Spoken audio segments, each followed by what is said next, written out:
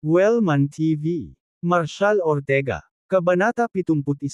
Nang makita ang galit na Drake ay iniwan si Alex na gulat na gulat. Dati, narinig lang niya ang mga kwento ng galit ni Mr. Don Sr. na naging dahilan upang manginig ang buong rehiyon ng Harmonfield. Ngunit hindi pa niya talaga nasaksihan ang pagkawala ng galit ni Drake. Bawat engkwentro ay ipinakita kay Drake bilang isang mainit at gent na mas matandang lalaki. Ipinapalagay ni Alex na ang mga kwentong iyon ay malisyosong tsismis lamang na naglalayong sirain ang reputasyon ng dating makapangyarihang puwersang ito sa mundo ng negosyo ng Harmonfield. Para sa kanya, lahat ng sinasabi ng kalupitan at kawalang awa ni Drake ay tila walang basehan. Ngayon, ang kanyang pananaw ay ganap na nagbago. Napagtanto niya na ang sinumang makilahok sa pananakit kay Timothy ay haharapin ang hindi mapapatawad na galit ng mga Don. Habang iniisip niya iyon, nagsimula siyang pawisan ng husto. Kanina, habang sinusuri si Timothy, wala siyang napansing senyales ng karamdaman. Ang lahat ng pag-uusap na iyon tungkol sa mga sakit sa utak ay walang iba kundi ang kanyang ginawang kalokohan. Gumawa pa siya ng tinatawag na top secret formula para lang kumita ng pera sa mga Dons. Kahit kailan ay hindi niya inasahan na may manghihimasok sa kanyang race eta. Desperado, tumangala si Alex at nagtanong, Mr. Ortega, may pagkakataon pa ba para kay Timothy? Naunawaan niyang mabuti na kung nagawang pagalingin ni Marshall si Timothy, masisiyahan si Mr. Don Sr. At maraming mga kasalanan ang maaaring mapatawad. May pagkakataon na maiiwasan niya ang parusa. Gayunpaman, kung hindi mailigtas ni Marshall si Timothy, ang galit ni Mr. Don Sirs ay lalakas lamang ng hindi makontrol. Ang pagtakas sa kanyang sarili ay malamang nawala rin sa tanong. Tumingin si Marshall kay Alex at sinabing, since nandito ako, syempre, may pag-asa. Nang marinig niya ito, sabik na yumuko si Alex at napabulalas. Maraming salamat, Mr. Ortega. Sobrang na-appreciate ko. Tama na. Galit na bulalas ni Drake. You're interrupting Mr. Ortega while he's working. I'll handle you. Mamaya. Nang maramdamang nanghina ang kanyang mga paa, agad na lumuhad si Alex sa harap ni Drake, sumagot, oo, oo. Tatahimik ako. Isang promise. Nilingan ni Marshall sina Drake at Shirley at tinanong, may piano ba sa bahay niyo? Isang piano. Parehong nalilito sina Drake at Shirley, hindi sigurado kung bakit kailangan ni Marshall ng isa sa sandaling ito. Oo. May isa kami sa bahay na nilalaro ni Shirley noong bata pa siya. Nasa kabilang kwarto. Gusto mo bang may kumuha sa'yo? Sumang-ayon si Marshall, na nagsasabing, oo, mangyaring dalhin ito. Mabilis na inutusan ni Drake si Carlos na ilipat sa silid ang piano na pinagpraktisan ni Shirley. Lalong naguluhan si Alex at ang iba pa. May interes bang maglaro si Marshall? Nangangailangan ba siya ng piano upang tumulong sa kanyang paggamot? Marahil ang mga natatanging individual ay may mga interes na hindi maintindihan ng mga regular na tao. Bago dumating, narinig na ni Alex ang hindi kapani-paniwalang kwento kung paano iniligtas ni Marshall ang matandang Mr. Wright mula sa gilid ng kamatayan ilang araw lamang ang nakalipas. Ngayon, naobserbahan niya ang kahangahangang kakayahan ni Marshall na masuri si Timothy. Hindi niya maiwasang makaramdam ng matinding paghanga sa binatang ito na nasa edad 20. Naisip ni Alex na ang isang taong walang ganoong kasanayan ay hindi kailanman makakapagpakita ng gayong pagtitiwala. Matapos mag-practice ng medisina sa loob ng maraming taon, sa wakas ay nakilala niya ang isang tunay na master ngayon. Siya ay nag-aalinlangan noong una, iniisip kung ang isang napakabata ay maaaring agawin ang matandang Mr. Wright mula sa Black Reaper. Ngayon, nakita ni Alex kung gaano siya nagkamali. Hindi napigilan ang pag-usisa, hindi niya pinansin ang babala ni Drake at nagtanong, Mr. Ortega, kailangan ba ang piano para sa paggamot ni Mr. Don Sr.? Isang mahinahong ngiti ang ibinigay ni Marshall. Sa tingin mo ba magkakaroon ako ng oras para tumugtog ng piano sa mga ganitong sitwasyon? Ang kapangyarihan ng musika sa pagpapagaling. Biglang naalala ni Alex ang mga kwento ng mga kahangahangang manggagamot na nagsama ng musika sa kanilang mga paggamot. Gumamit ang ilan ng mga kombinasyon ng melody, ritmo, acupuncture, at vital energy upang harapin ang mga sakit na tila hindi magamot. Hindi niya akalain na makikita niya mismo si Marshall na gumamit ng musika bilang healing tool. Lumakas ang kanyang excitement. Ang kakayahang obserbahan ang mga advanced na pamamaraan ng isang tunay na master healer sa kanyang buhay ay nagparamdam sa kanya na maaari siyang mamatay ng kontento, nang walang pagsisisi. Pinagmasdan ni Shirley si Marshall na lumalapit sa piano, ang kanyang mga mata ay kumikinang sa pagtataka. Bawat hakbang niya ay mas lalo siyang nabihag. Sa bawat pag-arte niya, pambihira. Tobon, ilang sikreto pa ba ang hawak mo na hindi ko pa nabubunyag? Sa isang tibok ng puso, isang malinaw na himig ang nagsimulang umagos mula sa piano, na pinupuno ang hangin ng dalisay at nakakakalmang tunog. Ang himig ay hindi sa daigdig, hinuhugasan ang mga silid na dating siksik na kapaligiran, na nag-iiwan ng panibagong pakiramdam. Ito kaya ay gawa ng isang tunay na master ng musika. N.I. Ang inookupahan ng mga regular na tao na walang karanasan sa panloob o mahahalagang enerhiya. Naturally, imposibleng maramdaman ang mabangis, matalas na makalangit na enerhiya na ipinapasok sa himig ni Marshall. Ang bawat dalisay at eleganteng nota ay lumukso mula sa mga susi ng piano, na pinupuno ang bawat sulok ng silid. Tulad ng mga paro-paro na matikas na gumagalaw gamit ang kanilang malinaw na mga pakpak, dinalisay nila ang malabo na hangin na puno ng maliliit na butil. Unti-unti, naramdaman ng lahat ng naruroon na sila ay lumulutang. Sa kaakit-akit na himig, parang walang timbang ang katawan ng bawat tao. Sa sandaling iyon, tila iba ang lahat. Pagkatapos ng 3 minuto ng surreal na karanasang ito, biglang natapos ang pakiramdam ng paglipad. Maya-maya pa, umalangaw ang malakas at tuloy-tuloy na pagtapik mula sa mga kinang piano. Sa bawat nota na tinutugtog ni Marshall, ramdam ng lahat ang tibok ng kanilang puso. Bigla silang lahat ay nabihag ng isang kahangahangang tanawin. Nagsimulang namamaga ang katawan ni Timothy kasabay ng musika. Nagsimulang lumabas ang maliliit na itim na tuldok sa bawat butas ng kanyang balat. Unti-unti, naging mas malinaw ang mga tuldok na ito. Maraming larvae ang walang humpay na namimilipit.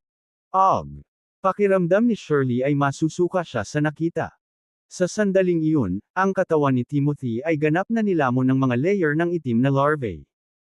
Ito ang mga parasito na inalis ng musikang piano sa katawan ni Timothy.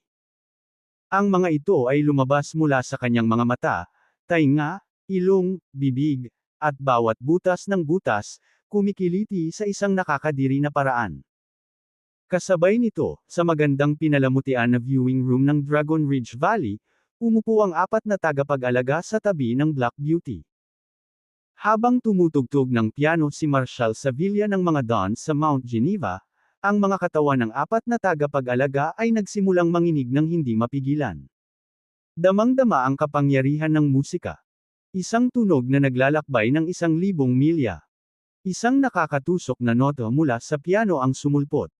Ito ay tumama na parang 4 na bala na nagpaputok mula sa isang sniper 1,000 milya ang layo.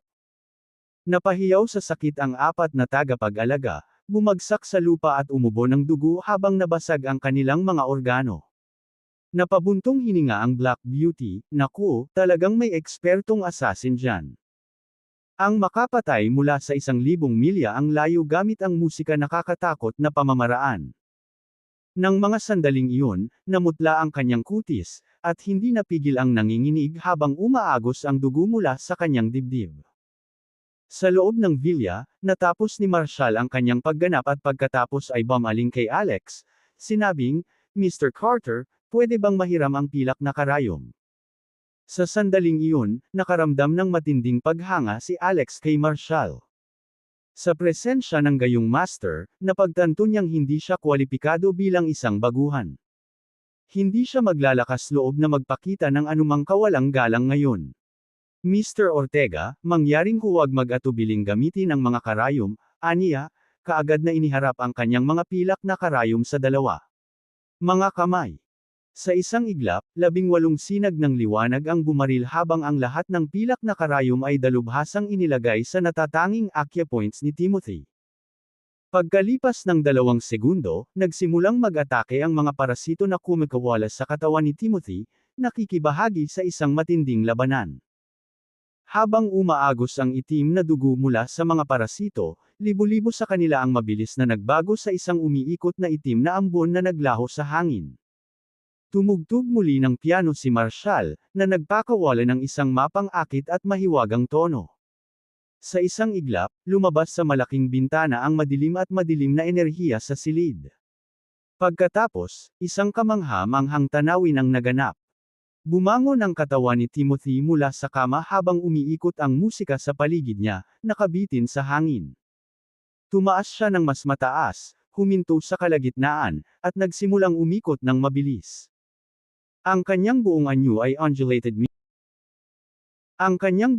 ay undulated mid-air, gumagalaw sa ritmo ng piano's melody.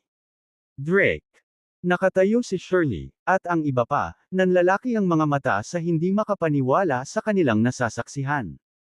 Ang palabas na ito ay lampas sa kanilang pangunawa. Ano ang nangyayari? Ito ba ay isang uri ng ilusyon? Nang matapos ang himig, dahan-daang bumaba ang katawan ni Timothy pabalik sa kama. Ang kanyang balat ay nagsimulang bumuo ng mga paltos, bawat isa ay mabilis na nagpapalaki at tumutulo ng dugo. Makalipas ang humigit kumulang 3 minuto, huminga ng malalim si Timothy, na 3 taon nang natutulog, at binuksan ang kanyang mga mata. Dad, nasaan ako? Hindi mapigil ang umiling si Drake. Timothy, ikaw ba? Gising. Tumulo ang luha sa kanyang mga mata habang nagmamadaling pumunta sa gilid ng kama. Hold on. Napakahina pa ng katawan niya ngayon. Hindi pa siya dapat gumagalaw. Dahan-daang nilapitan ni Marshall si Timothy, pinagmamasdan ng nana at dugong umaagos pamula sa kanyang katawan. Inilabas niya ang silver needle at ipinasa kay Alex. Tumayo si Shirley sa gilid ng kama, tumutulo ang mga luha sa kanyang mga tseke. Hindi niya akalain na masasaksihan niya ang paggising ng kanyang ama sa kanyang buhay. Tatay. Sa isang iyak na iyon, pinakawalan ni Shirley ang lahat ng stress at paghihirap sa nakalipas na 3 taon. Kabanata 72 Nagdesisyon akong patayin ka. Sa Dragon Ridge Valley, ang eleganteng patio ay pinaliwanagan ng mga kumikislap na ilaw sa viewing hall. Nakipagsiksikan si Liam sa isang sulok ng bulwagan, ang kanyang mga mata ay nakatutok sa nakakatakot na tanawing nasa harapan niya. Biglang tumalsik ng dugo ang 4 na guardians at walang buhay na bumagsak. Ang Black Beauty ay nakahiga sa lupa, mahinang namimilipit sa matinding paghihirap. Samantala, ang kumokontrol na parasito, na inalagaan sa selyadong lalagyan ng salamin, ay naging isang pool ng itim na likido. Matapos umubo ng ilang subo ng maitim na dugo, ang Black Beauty ay tumili ng galit na galit, "The asterisk man it, babayaran kita." Naglaan ako ng 2 dekada para gawing perpekto ang mga parasito, at ngayon ay sinira mo na ang lahat. This isn't over. My controlling parasite can keep regenerating forever. Sa isang iglap, ang kaakit-akit na anyo ng Black Beauty ay naging isang masa ng maliliit na itim na parasito na nagkumpol. Nawalan ng malay si Liam nang makita ang eksena. Ang Black Beauty ay sumigaw, iniipon ang lahat ng kanyang lakas sa kanyang mga kamay. Gamit ang 2 kamay, itinaas niya ang selyadong parasite na altar, na ini-channel ang kanyang vital energy para mag-concentrate sa base nito na nagbibigay ng madilim na kapangyarihang nakuha mula sa kanyang primordial spirit. Sa isang iglap, pinalibutan ng madilim na ambon ang altar ng parasito. Lumipas ang 1 minuto, pagkatapos ay isa pa, at pagkatapos ay pangatlo. Unti-unting lumipas ang mga segundo. Ang itim na likido sa loob ng altar ng parasito ay unti-unting nabuo sa libu-libong maliliit na larvae. Ang bawat larva ay kumikinang na may kakaibang liwanag sa ibabaw ng ulo nito.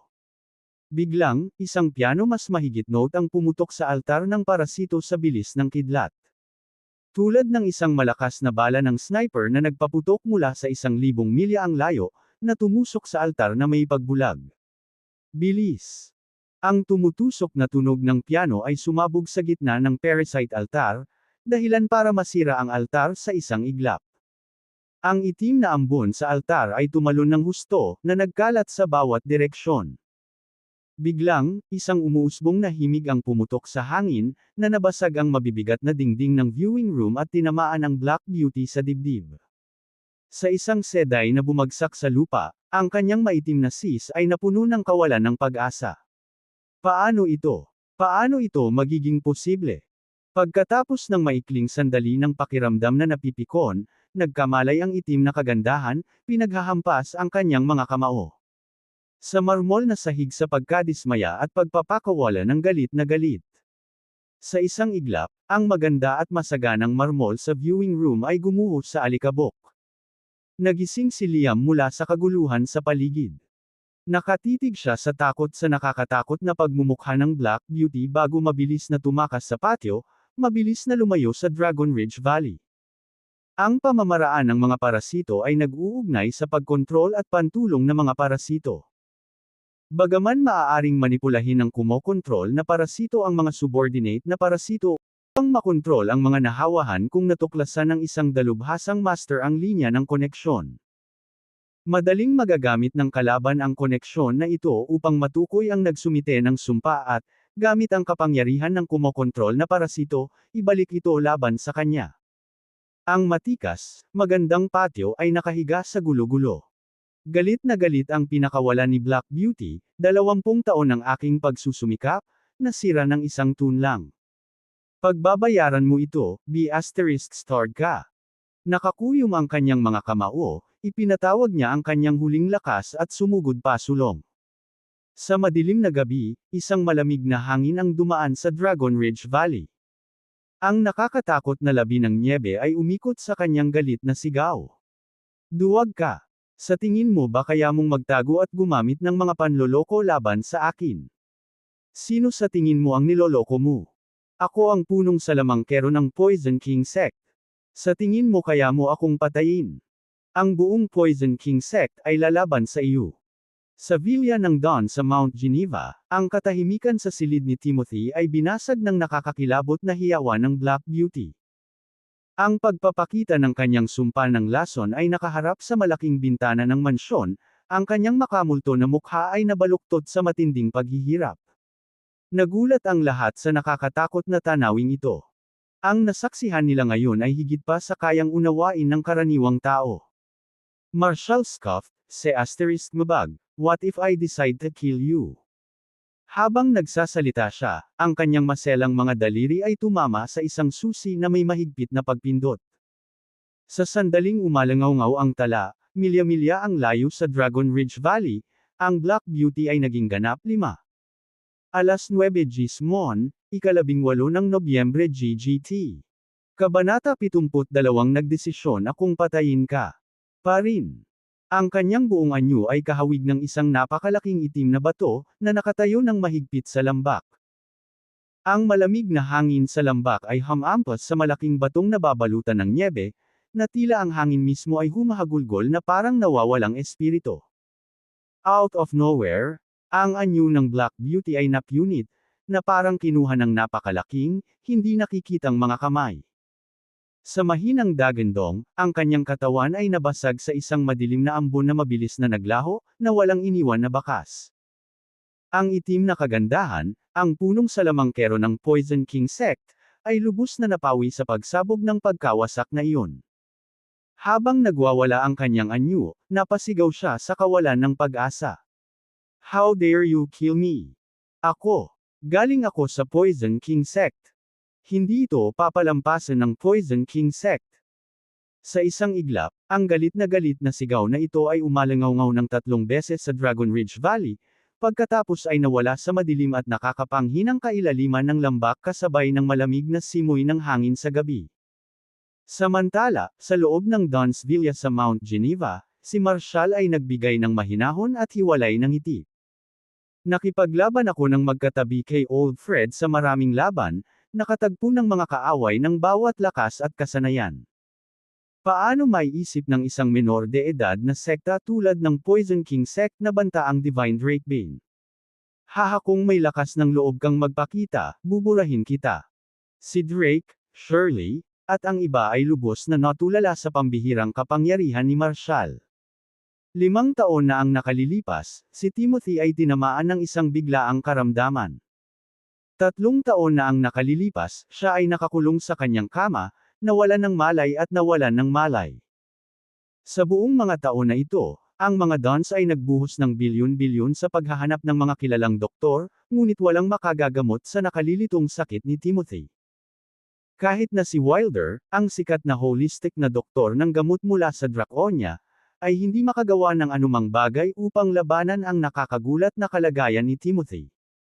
Nakapagtataka, nagawa siyang pagalingin ni Marshall gamit lamang ang tunog ng piano melody. Kung hindi nila ito nasaksihan mismo, walang sino man ang maniniwalang posible ang gayong mahimalang pamamaraan. Sa oras na marating ni Wilder ang Don's Villa sa Mount Geneva, si Timothy ay nakatayo na at nakakalakad ng may suporta ng kanyang pamilya.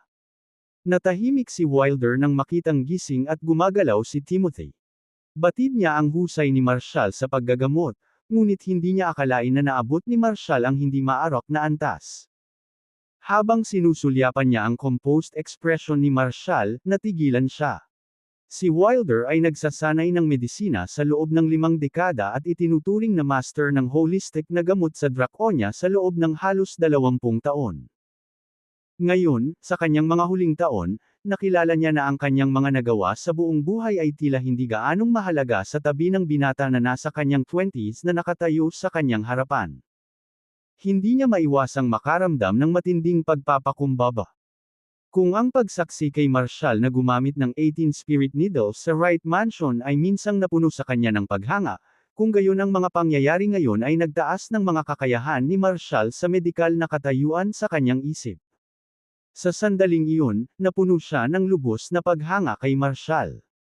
Sa malalim na paggalang, nilapitan ni Wilder si Marshall at mapagkumbaba itong nagsalita. Mr. Ortega, ikaw nga ang banal na manggagamot ng ating panahon.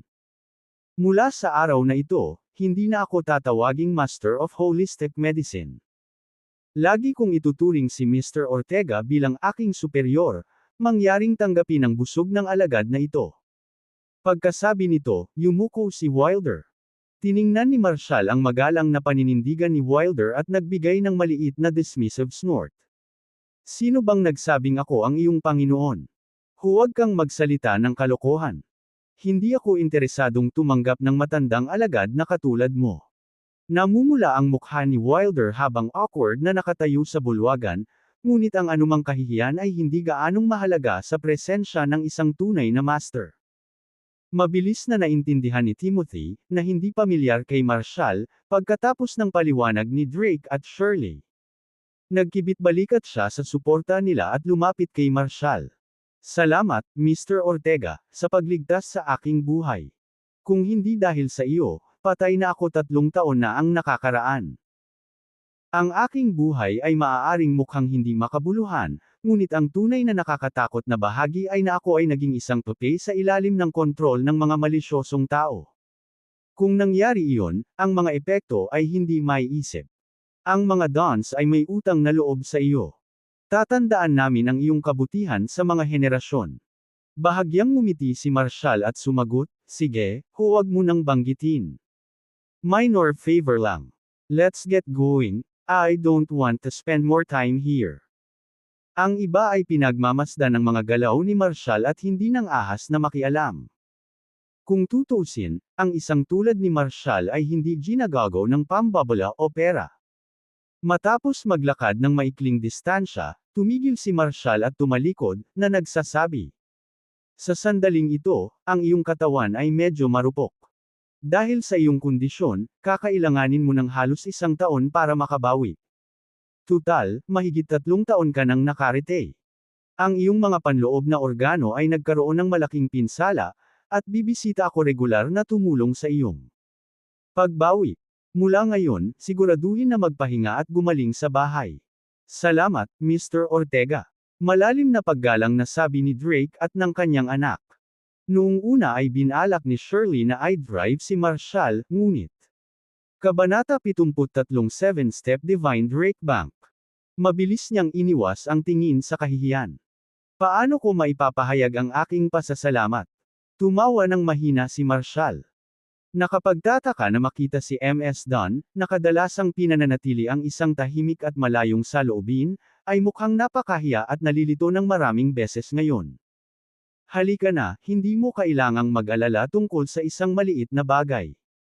At hindi ba't ginawa mo akong CEO ng Eastvale Development Company? Tama na. Tanggap ko na. Pwede ka nang bumalik. Nang magsimula na siyang maglakad, pinigilan siya ni Shirley at binigyan siya ng 2 susi. Wei. Ang Eastvale Development Company ay maaaring maging abala sa pag-commute doon para magtrabaho. Matatagpuan sa silangang suburb ng Harmonfield, at ito. Narito ang mga susi sa isang villa at isang magandang apartment, na malapit sa kumpanya ng pag-unlad. Ang parehong mga ari-arian ay nabibilang sa Don Group. Medyo malayo yung villa, pero mas maganda yung interior. If you find yourself too busy at the Eastvale Development Company, I sometimes stay there also. Sa sandaling ito, namula ang pisngi ni Shirley. Hindi ako madalas doon.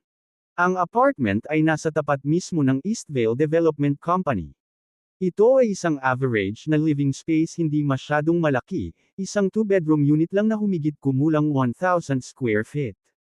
Gayunpaman, ang mga kalapit na amenities ay medyo maganda. Piliin ang alinmang lugar na gusto mong manatili. Ang pagtira sa alinman sa 2 property na ito ay magpapadali para sa iyo na makarating sa kumpanya. Napahinto si Shirley at nagtanong, "Oh, I forgot to check saan ka kasalukuyang tumutuloy. Hotel ba ito?" I'm staying near Donspire Mountain, walang pakialam na sagot ni Marshall. Hindi na umimik pa si Shirley. Nako, medyo malayo yun sa Eastvale Development Company. Dapat sa isa sa 2 bahay na ito tumira. Pagkatapos ng maikling sandali ng pag-iisip, tinanggap ni Marshall ang mga susi. That sounds good. I'll see you sa development company bukas ng umaga. Habang pinagmamasdan niya ang silhouette ni Marshall sa malayo, nakaramdam si Shirley ng pag-aatubili na magpaalam. Ilang sandali siyang nagtagal sa harap ng villa, lumingon lamang siya nang mawala na siya sa dilim. Pagkaalis ng Dons, hindi agad sumakay si Marshall sa sasakyan ni Rowan. Mainit ang loob ng villa ng mga Dons, sobrang init na parang hindi siya makahinga. Kaya, nagpasya siyang mamasyal sa mga landas na may linya ng puno ng Mount Geneva sa ilalim ng kalangitan sa gabi. Ang hangin sa mga bundok na nababalutan ng nyebe kasunod ng kamakailang pag-ulan ng nyebe ay hindi kapani-pani walang nakakapreskong. Ang malamig na simoy ng hangin sa bundok ay dumampi sa kanyang namumula na mukha, na nagbibigay ng kaginhawaan. Lalo na sa katahimikan ng hating gabi, ang paglalakad sa kalsadang ito sa bundok ay nag-alok sa kanya ng pahinga mula sa kaguluhan ng mundo. Hindi rin siya pinakialaman ni Rowan. Pinaandar niya ang Land Rover ng patay ang mga headlight, na may distansyang humigit kumulang 600 talampakan sa likuran. Habang paakyat ng bundok si Marshall, biglang may sumulpot na figure sa kanyang harapan, na hamarang sa kanyang dinadaanan. Sa parehong distansya, napansin din ni Rowan ang mandirigma na nakatayo sa harap ni Marshall.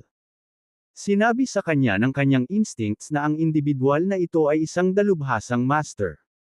Sa simpleng pagkuha sa aura ng kausap, masasabi niyang mas mataas ang antas ng cultivation nila kaysa sa Brookhaven Butcher. Gayunpaman, hindi binalak ni Marshall na humingi ng tulong sa kanya, kaya walang pagpipilian si Rowan kundi manatiling tahimik sa kotse at obserbahan ang susunod na nangyari. Naramdaman ang matinding pagpatay na nagmumula sa kausap, nagtaas ng kilay si Marshall. Sigurado ka bang gusto mong hamarang sa daraanan ko? Nanatiling tahimik ang estranghero, ang kanyang matalim na titig ay binibigyang laki si Marshall na parang sinusubukang tumagos sa kanya. Makalipas ang ilang segundo, napangiti siya. Kaya, ikaw ang nag-disable sa Brookhaven. Kabanata 74 na ilipat ang iyong sasakyan para sa akin. Nang marinig ni Marshall ang dahilan ni Vera, saglit siyang natahimik. Seryoso. Umiiyak ka ng ganito dahil lang sa may boyfriend na iba tapos single ka pa. Hey, look, antong hininga siya. Pwede bang tumigil ka na sa pag-iyak? Nakakainis talaga ang makakita ng babaeng umiiyak. Wuhuho. Ibinaon lang ni Vera ang mukha sa mga kamay at yumuko, lalo pang humikbi. Umiling-iling na walang magawa, lumapit si Marshall sa kanya. Okay, naiintindihan ko. Gusto mo bang sumama ako at makipagkita sa ilan sa mga dati mong kaibigan sa kolehiyo? Sige, sasama ako sa iyo. Masaya ka ba ngayon? Pero may kondisyon ako, dagdag niya, sabay turo ng daliri bilang babala. Pearl go, pero wag mong iikot sabihin na boyfriend mo ako. I'm not in the business of being rent out as someone's fake date. Hihihi. Tumangala si Vera na may luhang ngiti, bumangon habang ikinakabit ang braso niya. Sige, let's go, then. Huwag mong balikan ang iyong salita ngayon. Pinagmasdan ni Marshall ang kanyang mukha na may bahid ng luha ngunit ganap na naayos. Sandali lang. Were you fake ang it? Umiyak ka ba para lang lokohin ako? Hindi ako pupunta, kung ganoon. Napakapit siya sa braso niya. Anong klaseng lalaki ang bumabalik sa kanyang salita? Nangako kang pupunta ibig sabihin sasama ka sa akin. Kasama ko. Umiling muli si Marshall at sinabing, great. Niloko ako ng isang babae. That was just perfect. Fine, fine. Bitawan mo lang ako, at aalis na ako. Pero binabalaan kita ngayon, wala akong binabayaran. Binigyan siya ni Vera ng mukhang hindi makapaniwala. Seryoso. You're such a penny pincher. Every time we go out, always me paying the bill. Ito ay Haft si Marshall, humalukip-kap. Ikaw ang nagmamakaawa na pumunta ako. Kung may favor ako sa'yo, bakit ako magbabayad? That's just plain common sense. Emph. Sa buong buhay ko, wala pa akong na-encounter na lalaki na kasing kuripot mo. Sige, sige, panalo ka. Sasakupan ko ang lahat. Sagot niya na may isang matagumpay na ngiti sa kanyang mga mata. Hindi nagtagal, dumating si Rowan at nakita niya si Marshall na sumakay sa kotse ni Vera. Nanatili siya sa kanyang distansya, nagpa siya na huwag hayaang mapansin siya ng mga ito, at tahimik na sumunod mula sa malayo. Makalipas ang 20 minuto, dumating sila sa Harmont Baron sa kanlurang labas ng Harmont Field. Iyon ay isang sikat na lugar para sa mga kabataan upang tumambay. Bagamat hindi eksaktong high-end, sikat ang Harmont Bar sa isang partikular na grupo ng mga customer dahil sa natatanging estilo nito kumpara sa mga katulad na bar sa paligid ng Harmont Field. Mula nang magbukas ito, nag-aalok ang bar na ito ng kakaibang British style na ambience. Naakit nito ang isang pulutong ng mga kabataan, mayayamang elite at mga profesional sa lungsod na mas gusto ang kakaibang likas na katangian nito. Nagkaroon ng balanse ang vibe ng Harmont Bar, hindi masyadong nakakagigil o sobrang ligaw tulad ng ilang magulong nightclub. Sa kabila ng katamtamang laki nito sa Harmont Field, ang bar na ito ay naging isang gabi-gabing hotspot na may tamang dami ng maginoong alindog at edginess. Huminto si Marshall sakay ng kanyang Porsche sports car sa may pasukan, tulad ng isang masiglang pagsabog ng mga boses na lumutang mula sa pintuan. Vera, oy! Dito. Masiglang kumaway ang tatlong babae na nakaistilong manamit at isang magandang lalaki. Mula sa pasukan ng Harmont Bar. Marshall, nakita mo ba sila? Kaklase ko yang apat na yan. Friendly sila diba? Top-notch ang social circle ko, don't you think? Hinaplos ni Vera ang bagong kulot niyang buhok na may pagmamalaki ng ngiti. I'll go say hi first, so could you park the car? Dito lang ako sa may pinto hihintayin ka, okay? Nagtaas ng kilay si Marshall. Oh, I get it. Mamayang gabi, ako ang tsuper, para magpakita ka ng konti, ha? Huwag kang masyadong mademo. With such a nice car, being my driver once won't hurt you, panunuya ni Vera. She added with a smirk, just park the car and then come over. I'll let them all see how handsome you. Guwapo man ako o hindi walang kinalaman sa'yo. Tumango si Marshall. Tinitigan siya ni Vera ng isang inis na tingin bago sinabing, "Og. Ang pagpapanggap lang nakadate ko sa isang gabi ay walang mawawala sa'yo. Pumayag naman tayo diba? Ikaw, at ako. Hindi ako nagpapanggap na boyfriend mo. Fine, ipagluluto kita ng isang linggo. Marshall, minsan lang please. Nakatingin ito sa kanya na nagsusumamo. Saglit na nag-isip si Marshall. Ang isang linggong lutong bahay ay hindi masyadong masama. Kulang ang mga nagluluto sa kanyang tahanan. Sige, pero tandaan mo, nangako ka ng isang buong linggong pagluluto. Napabuntong hininga siya, naasar. For heaven's sake, para kang bata. Oo, nangangako ako ng isang buong linggong pagkain. Napaisip siya, basta makakain mo ang luto ko, gagawin ko. Nang makita ang malikot na kislap sa kanyang mga mata, muling nagsalita si Marshall, and wear a uniform. A different one for each meal. Pagbaba niya ng sasakyan, halos madapa si Vera sa hiling nito. Ano sa lupa? She rolled her eyes pero mabilis na sumagot, sige, I agree. Now hurry and park the car. Doon muna ako. Isinara niya ang pinto na may mapaglarong ngiti, na sinulyapan si Marshall. Good grief. Mukhang na-miss niya ang meds nitong babaeng ito, bulong ni Marshall. Pagtingin sa kanya na naglagay ng labis na pag-indayog sa kanyang balakang ay natigilan siya. Inikot niya ang kanyang mga mata, dagdag pa. Manic depressive tong babaeng to, di ba? Isang biyahe lang kasama niya sa bar, and she's showing off like this. Inapakan niya ang gas at minonyebra ang Porsche papunta sa parking lot ng bar. Pagtingin sa isang bukas na espasyo, inilabas niya ang isang makinis na pag-ikot, na binaliktad ng maayos sa puwang. Tuwing lalabas siya at tatalikod para umalis, bumulaga sa kanya ang biglaang umuugong na busina. Maya-maya lang, huminto ang isang BMW sa harap mismo ng kanyang Porsche. Ilipat mo ang kotse mo sa pwesto ko. Isang batang babae, halos 18 o 19, ang lumabas. Tinuro siya ng isang daliri na may hindi mapag-aalinlanganang pagkainis. Excuse me. Tinitigan siya ni Marshall, natataranta. Hindi ba public parking spot ito? Naiinip niyang inilibot ang kanyang mga mata. Bingi ka ba? Sabi ko lumipat ka na eh. Dito ako nagpark. Bakit ko ililipat ang sasakyan? Lumingalinga si Marshall sa paligid, napansin ang ilang bukas na espasyo sa malapit.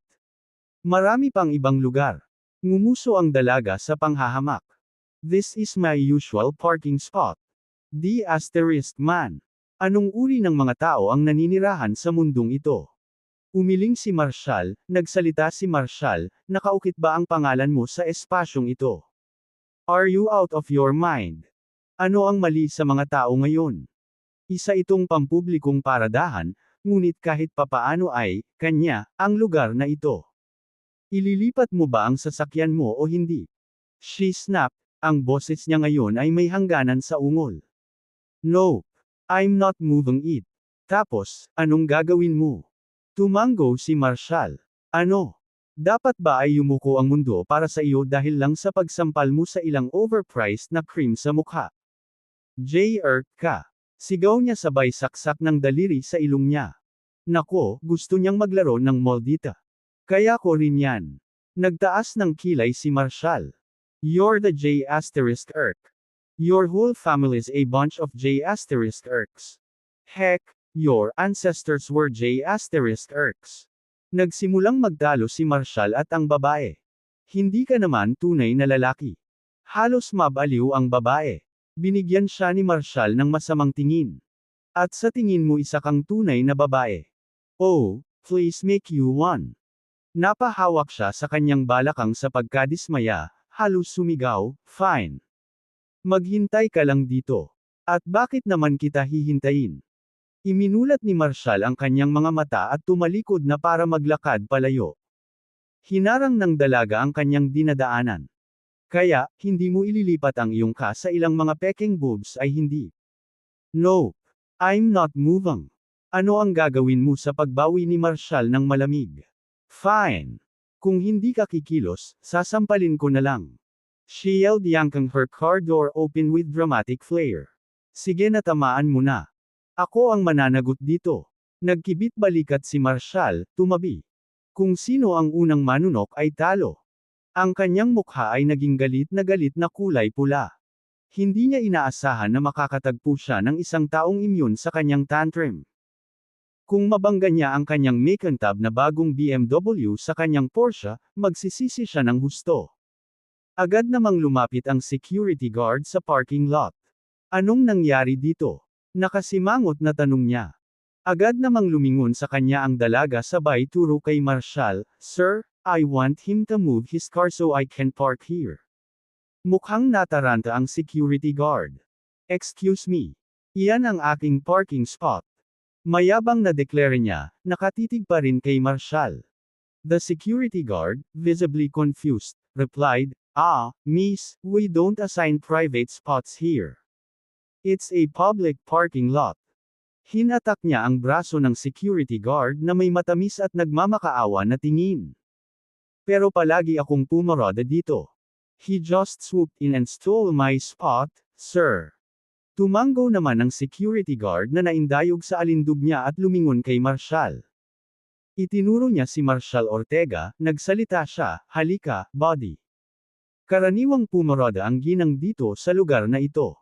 Magpakita ng kaunting kagandahang loob at ilipat ang iyong sasakyan." Isang malamig na tawa ang pinakawalan ni Marshall. "Bakit ako magiging gentleman sa isang taong umaarte na parang sira na basura?" Hindi niya pinansin, nagsimula siyang magtungo sa pasukan ng bar. "Sino ang tinatawag mong basura?" siya shout, stormang patungo sa kanya. Mabilis na humakbang ang security guard sa kanyang harapan, hinayla ang kanyang gagawin mo o hindi. Electric baton habang nakatitig kay Marshall. Hindi. Kalmadong naglakad pabalik si Marshall, itinuwid ang kwelyo ng security guard habang nakasandal. "Bakit hindi mo tanungin ang supervisor mo kung maglalakas loob siyang magsalita sa akin ng ganyan?" Nanginginig sa takot ang security guard. Sumulyap siya sa Porsche 918 Spider ni Marshall, pagkatapos ay bumalik sa BMW ng babae. Naniniwala siya na dapat ay isang mayaman si Marshall mula sa isang prestihiyosong pamilya. Ang sasakyan ni Marshall lang mag-isa ay maaaring makabili ng 10 sa kanya. Kaya naman agad namang ngumiti ang security guard. "Pasensya na po, sir. Hindi ko po namalayan. Ako na po ang bahala sa bagay na ito." Nilinggan niya ang dalaga, bakas sa mga mata nito ang pang-aalipusta. Ito ay isang pampublikong paradahan. Itigil ang paggawa ng isang eksena. Ikaw ba? Sa tingin mo ba ginagawa kang espesyal ng beat-up na BMW? Nalaglag ang panga ng dalaga, napahiya, habang kinakapa niya ang kanyang telepono para tumawag para sa backup. Kapag hindi, sagot ng isa, galit siyang nagpark sa isa pang bakanteng parking spot pansamantala. Matapos ay parada ang kanyang sasakyan, dali-dali niyang sinundan si Marshall, "Hintayin mo na lang na makarating dito ang boyfriend ko. Tuturuan kanya ng leksyon na hinding-hindi mo makakalimutan." Hindi siya pinansin ni Marshall. Patuloy niyang hinabol si Marshall. Nanginginig ang boses niya sa frustration. "Kilala mo ba kung sino ang boyfriend ko? Sa tingin mo may pakialam ako?" Binatukan siya ni Marshall at binigyan siya ng mahinang pagtulak. Tumayo ang dalaga at natamba. "Ang lupa. Ikaw. Sinaktan mo ako. Papatayin ka ng boyfriend ko dahil dito." Tili niya. Nang makitang lumalayo si Marshall, hinanap niya ang kanyang telepono, galit na nag-dial.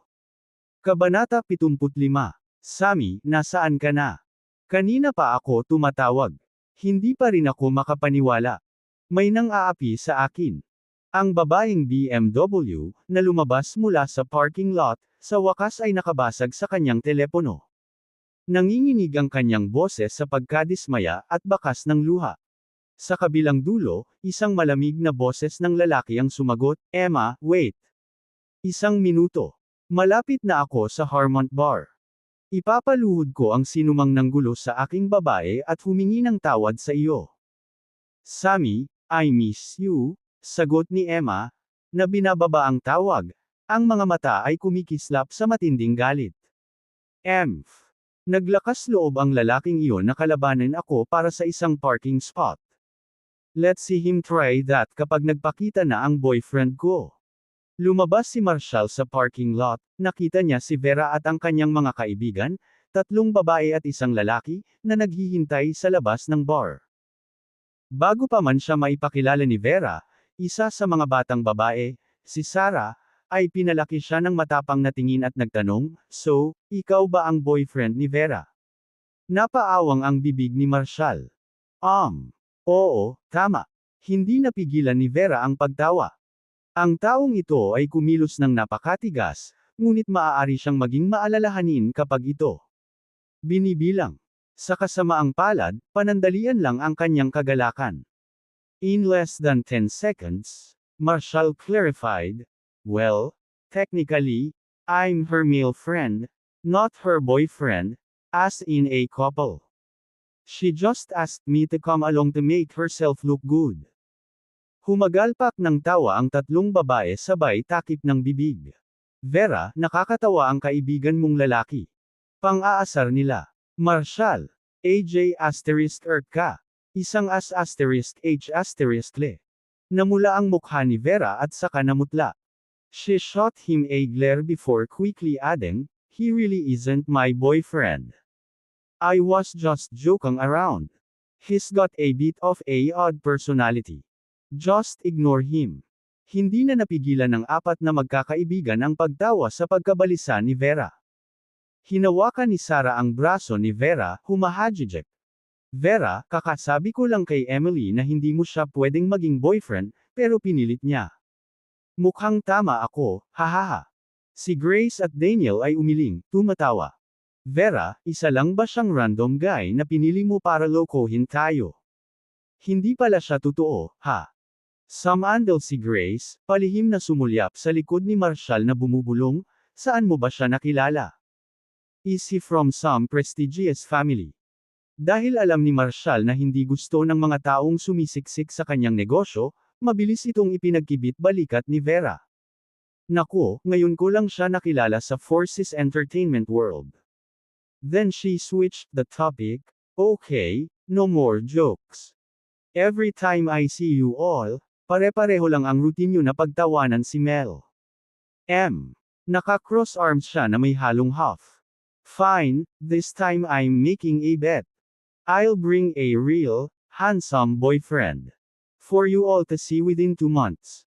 Sure, but no more male friends, next time." Nagtawanan sila, papunta sa loob ng bar, nagkukwentuhan at nagbibiruan habang papunta. Nang makaupo na sila, sa wakas ay ipinakilala ni Vera si Marshall sa lahat.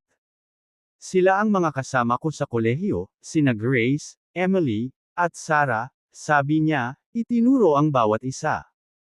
She gestured to the guy, "And this good-looking guy is Daniel, Grace's boyfriend. He's the sales director at Haven Realty." Tumango si Daniel, ngumisi. "Hey, buddy, bakit hindi ka sumama sa amin sa isang board game? Mauna na kayo. Huwag mo akong pansinin." Si Marshall, na hindi interesado sa pakikisalamuha, ay tumango ng magalang ngunit pagkatapos ay kinuha ang kanyang telepono, nag-scroll sa mga maikling video. Hindi naman siya pinilit ni Vera na pamilyar sa ugali ni Marshall. Nag-order siya ng ilang merienda at inumin para sa kanya at pagkatapos ay sumama sa kanyang mga kaibigan, sumabak sa masiglang daldalan at mga laro. Habang si Marshall ay humigop ng kanyang inumin at casual na nag-scroll sa mga video, nakatanggap siya ng mensahe mula kay Daphne. Sinabi niya sa kanya na ang pamilya Rivers ay nagpadala ng mga tao sa Draconia. Ito ay malamang dahil sa kamakailang pagtanggal ng soul-eating charm, na maaaring naramdaman ng pari ng kanilang pamilya. Agad namang sumagot si Marshall. Nag-type siya. 2 sa mga assassin ng pamilya Rivers ay patay na. Nagulat si Daphne. Si Marshall lang ang may lakas ng loob na direktang humarap sa mga assassin mula sa pamilya Rivers. Pagkatapos ay ipinaalam ni Marshall sa kanya na makikipagkita siya sa kanya bukas ng tanghali para sa isa pang paggamot sa acupuncture, na sinasabi sa kanya na makipagkita sa kanya sa Dawn Group. Kasabay nito, si Vera at ang kanyang 4 na kaibigan ay nahuli sa isang animated na pag-uusap. "Vera, I heard that Eric, the second son of the vice president at the Universal Group, has been trying to win you over," naintriga na tanong ni Grace. "Nasabi na sa lahat ng kaganapan na determinado siyang pakasalan ka at isama ka sa Hamiltons. Paano na? Ikanaway ni Vera ang kamay niya. Don't bring him up. I don't have any feelings for the Hamiltons' second son. I'd rather stay single forever than date someone like him. Sarah smirked. Vera, wag kang ang magtampo. Ang Hamiltons ay isa sa Big Four sa Harmonfield. Dama-dami sila, halos lampasan ang Don sa impluwensya. Kung maaari kang magpakasal sa mga Hamilton, ikaw ay nasa itaas na antas ng elite. Tumawa si Grace. Well, Vera has a point. The Silvas is a top-notch family in Harmonfield, though still touch beneath the Hamiltons. Inilibot ni Vera ang kanyang mga mata. Bakit ko gustong magpakasal sa ilang prestihiyosong pamilya tulad ng mga Hamilton? Purong pagpapahirap ang buhay doon. Sa ngayon, kaya kong gawin ang lahat ng gusto ko. Ang buhay ko ay perpekto. I have more than enough money, and I don't need to be the world's wealthiest person. Hanggat may sapat akong ipon para mabuhay at mag-enjoy sa buhay, bakit ko papababayaan ang sarili ko? Nagtaas ng kilay si Daniel. He remarked, Vera, yun ba ang dahilan kung bakit ayaw mong ligawan si Eric? O dahil medyo player siya? Oh. Teka, hindi mo maasahan na ang mga tagapagmana ng mga makapangyarihang pamilya ay magiging mga santo, dagdag niya. Sinaman siya ng tingin ni Vera. Daniel, hindi ko inasahan na magiging ganito ka pala sa paglipas ng mga taon. The more privilege they have, the more disciplined those guys should be, don't you think? Ang isang tunay na ginoo, lalo na mula sa isang prestihiyosong pamilya, ay dapat na may pinag-aralan at magalang, matatag na sabi ni Vera. Wala na ba silang ibang alam kundi ang magpakasawa sa kanilang sarili ng walang ingat? Kung ang kayamanan ay gawing halimaw ang isang tao, ano pa ang silbi ng pagkakaroon nito? Mapaglarong hinampes ni Grace ang balikat ni Daniel. So, Daniel, sinasabi mo ba na kung kasing yaman mo si Eric, nandyan ka sa labas, nabubuhay ka sa pag-inom at pag-arte na parang hayop? Mabilis na umiling si Daniel, winuwagayway ang kanyang mga kamay bilang depensa. No way. How could I even think of comparing myself to Eric? May pera siya sa pamilya, at hindi kami close sa isang third-rate na pamilya. Gustuhin ko mang mamuhay sa ganoong paraan, wala akong kapangyarihan. To do in Grace huffed, giving him a playful side eye. Daniel, if ever you get any ideas like that, just know that I'll be there to sort you out. Napalunok si Daniel, nakayuko ang ulo na parang sumusuko. I swear, Grace, wala akong masamang iniisip na ganyan. Pagmamasid sa kaba ni Daniel, tumawa si Vera, tandaan mo, Daniel, nasa ilalim ka ng buong-buo ni Grace. Kung kumilos ka, sabay tayong ibababa ng tatlo. I swear, tapat ako kay Grace habang buhay. Sabi ni Daniel, sabay taas ng kamay. Nagtawanan ang mga babae. Maya-maya lang ay may nakitang pamilyar na mukha si Vera. Papasok si Raymond sa Harmont Bar. Kahit na hindi niya napansin ang mga ito, nakaupo sa isang madilim na sulok. Nakatutok ang mga mata niya sa isang babae sa may entrance. Ang driver ng BMW, si Emma. Emma, kanina pa kita tinatawagan at messaging, pero hindi ka sumasagot. Anong nangyayari? Pilit ang boses ni Raymond na may bakas ng desperasyon. Isang dismissive huff ang pinakawala ni Emma. Raymond, di ba sinabi ko na sayo last week? Ayoko nang makasama. Anymore. It's as simple as that. Umiling si Raymond, may halong sakit at frustration ang ekspresyon nito. Emma, ano bang nagawa kong mali? Tinatapos mo na lang ba ang mga bagay-bagay? Nakalimutan mo na ba lahat ng ginawa ko para sayo? Maya-maya pa, isang matangkad at masungit na lalaki ang tumabi kay Emma, nanliit ang mga mata sa paghihinala. Emma, ito ba yung lalaking nang aasar sayo? Yung nabanggit mo sa phone? Tanong niya. Kinabahan ang tingin ni Emma sa pagitan ng dalawang lalaki. Si Sammy, hindi siya. Isa lang siyang ordinaryong kaibigan. Wala na. Ordinaryong kaibigan. Talaga, Emma.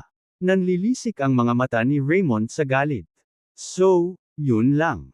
Naka-move on ka na sa iba. Nanigas si Emma, lumingon kay Sam. Siya ay isang tao lamang na may gusto sa akin sa loob ng mahabang panahon, ngunit hindi ko siya binigyan. Pagkakataon. Then, facing Raymond, she snapped, "Makinig ka, Raymond. Boyfriend ko si Sam Queen, ang panganay na anak ng pinuno ng Brookhaven Martial Alliance. Kaya huwag mo nang isipin ang pagsisimula ng isang bagay. Isa siyang sinanay na mandirigma, at mananalo ka. Hindi ko gusto ang kalalabasan kung i-provoke mo siya." Namutla sa galit ang mukha ni Raymond. "Emma, 3 taon na tayong magkasama. Ang mga Jones ay hindi naruroon sa Harmonfield ngayon kung walang tulong mula sa amin, ang Hamptons. How dare you tell him ordinary friends lang kami? Naalala mo ba kung paano ka nagmakaawa sa akin 3 taon na ang nakakaraan? Masasabi mo ba sa mukha niya,